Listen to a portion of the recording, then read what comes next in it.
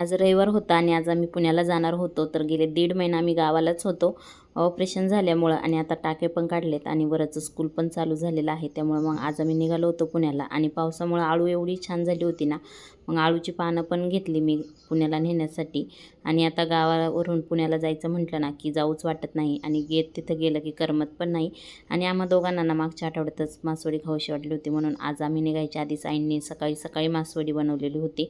मग आम्ही दोघांनीही जेवण वगैरे केलं आणि आम्ही सकाळीच निघालो, कारण की पावसाचं वातावरण आहे, रस्त्याने पाऊस लागायला नको. त्यामुळं आम्ही लवकरच निघालो, 10-10:30 वाजताच घरून निघालो.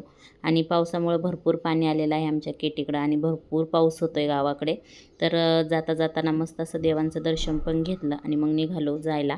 तर जाताना खूपच असं पावसाचं वातावरण होतं, पण आम्हाला पाऊस लागलाच नाही. आणि फायनली इथं पुण्याच्या घरात आलो आणि घर पाहून मला खूप आनंद झाला, कारण आमच्या आहोंनी घर खूपच छान ठेवलं होतं आणि मला ये ये म्हणत होते घरामध्ये. तर घरी सगळ्या बॅगी वगैरे ठेवून लगेच आम्ही सुपर बाजारला गेलो किराणा सामान भरायला. किराणा सामान घेऊन घरी आलो आणि आईने जो डबा बांधून दिला होता तोच आम्ही खाल्ला. असा होता आजचा दिवस.